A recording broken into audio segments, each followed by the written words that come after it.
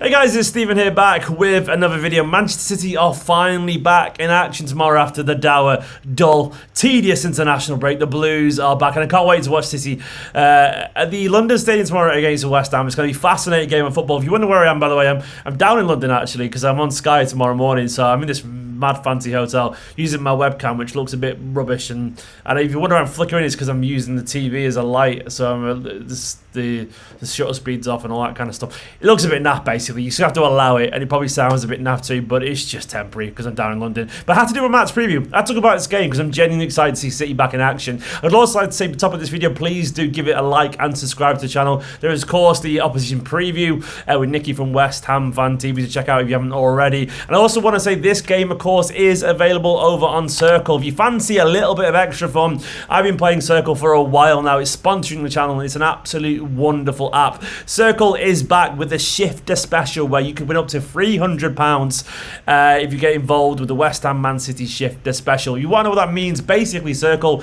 is sort of like everyone goes into a pot, you put a few quid in, £3 to join, and then the way the pot spins around is based on actions within the game, be it a shot, be it a goal. It'll spin this way and that way, and the aim is to be at top of the pot at full time to win that jackpot. It's good fun. It's really good fun. You can enter right now clicking the link in the description below. If you want a bit of extra spice, there's also the 5 match millions, which is ridiculous. Play for £2. Pick 5 numbers across 5 games, and if you get all 5 numbers correct, you can win £1 million. All you've got to do is go to the games, pick a number. It works in the same way with the pot shifting around, and hopefully your number will be at the top of the pot. And if you get 5 of them right, you win £1 million. A ridiculous amount of money that. Fingers crossed you could be one of the lucky ones there. Go and enter right now. Click the link in the description below and you can win up to £1 million or up to £300 in the Shifter Special. You can also set up your own circles as well. So if you want like a little way to just sweepstake with your mates, go on Circle. Get your mates to download the app. If you're in the pub watching the game together, get everyone to chip into a little pot, make your own circle and have a little bit of fun. That's, in my opinion, the fun part of this app, when you make your own circles and get your people involved. It's good fun. Guys, UK based, 18 plus to enter. Give it a go. Link in the description. Right, let's get on to this game. Of course, Manchester City are back in action after a pretty impressive start so far. We're top of the table, the only team with a 100% record. Of course, it's been a wonderful start. I'm just checking right now the table. 11 goals scored, 2 conceded, 9 goal difference, 12 points for City so far. And of course, things look rosy. 5-1 out last time. But it's going to be interesting because West Ham are currently starting the top 4 as well. No one would have saw that coming probably after last season and after selling Declan Rice to Arsenal. But they are there. After they're unbeaten, 3 wins and a draw being Bournemouth at the start of the season, but they've had some big results. They really have, you know, a 3-1 against Chelsea, beating Brighton 3-1 away from home is immensely impressive. And of course, away, one of the first teams away at Luton's ground, it's such a fascinating stadium, they won that 2-1 as well. Things look very good for them, which of course makes this game particularly interesting because we want to come after the international break with a big result. You want to make it 5 out of 5, and if we do that, you know, I'm just looking at the fixtures. I think Arsenal have got Everton away, but they got Spurs after that as well. So if you want to kind of start to try and pull away from some teams, it'd be a really good chance to do that. This game, of course, is going to be difficult. It's away. I know we've got a wonderful record against West Ham. I think the last time they beat was in 2015, the Pellegrini era. So it's been an awful long time, and we tend to beat them. But I've got a feeling right now, with the start of the season as it is, they'll fancy their chances. The players are up for it. They've got a lot of hope going around. Of course, coming off the back of the Europa Conference League victory last season, another European champion. Respect, Hammers. There's a couple of us in this league now, you know what I mean? They'll be on cloud 9 and they'll be thinking, if this is the right time to play Manchester City, if there is a right time, it's probably now. But having said that, you know, this is a Manchester City side that keep finding a way to win. They are immensely impressive at the moment. They just are, you know. Even without certain players, City just keep on winning. Of course, the big news is that Guardiola is back in action now, and he's been talking in the press conference. He did said an awful lot, to be honest. He was quite open in the press conference. He talked a little bit about his own recovery. He said, I'm getting better 3 weeks after surgery, step by step. Every week we will be better. He said basically João Molina and the players responded really well. He talked about Kyle Walker's new contract, said it's really important. Nathan, Bernardo, Ricky, Scott Carson to extend. Kyle is important for us, and at the end he decides to say with his wife and family it's really important. Apparently the players demanded that Walker stayed, according to Guardiola. He talked a little bit about his longevity as well. He said as much as his mind is there on the pitch, it's not a problem. His genetics, few players have seen without conditions. As much as stable in life, he will not be a problem. He's right, he's a freakish athlete, absolutely wonderful. And now apparently they're going to actually finally vote for the captain. He talks a little bit about the Foden quotes of Southgate sort of being diplomatic and semi-agreeing with him, but also saying that he believes he can play in the centre. I'm sort of past that already. But sadly, if we get onto the team news, he did confirm a little bit of bad news there. He did say that both John Stones and Grealish are injured. He said both are injured for tomorrow. I don't know for Red Star in Champions League, step by step. The injury for Jack is muscular, but he has an incredible knock for his knee and the damage is there. John is better, but still has issues. And also confirmed, sadly, that Mateo Kovacic is out for West Ham as well. He said something also muscular. It's not a big issue, but he is also out for tomorrow. So we are lacking a few players there potentially. You know, it's like that's a big blow. You know, 3 players. Our squad is already small, but of course there is Nunes. Nunes is now available. Guardiola finally had the chance to talk about Nunes, and get ready, Pep Project fans, because he said something pretty exciting, pretty dramatic, and pretty Pep Guardiola at the same time. He said Nunes can play holding midfield, attacking midfield, and this is a direct quote, by the way. Fullback with his physicality. Pep's already cocking something galaxy brain up, isn't he? He's already got his new project. Maybe Nunes will be a defensive midfielder, but then maybe be a right back one day, I don't know. He did say this as well. He said he has to improve his first contact, his first touch, and try with the ball like Kevin De Bruyne. Kevin is incomparable, but his energy and the balls in the last games as a winger. Said the quality is so difficult to find. Dribble and make 10, 15, 20 metres. He'll learn to be more precise in simple things. The way he will train, he will get it. He has the qualities a manager cannot improve with, which is so important. He was very honest there. He did say Nunes is a working project and he has to improve his first touch and so on. And I think there's a few players when Guardiola joined, like Kyle Walker, for example, has to get better on that, and he did an awful lot. And I think he is getting better at that stuff, and I actually agree. I think Guardiola hinted that too. But Nunes, yeah, he's available and he's going to be involved tomorrow, almost certainly. That does bring me, of course, onto the team news. Now, with a few players missing, it makes me think, well, who's going to be starting here?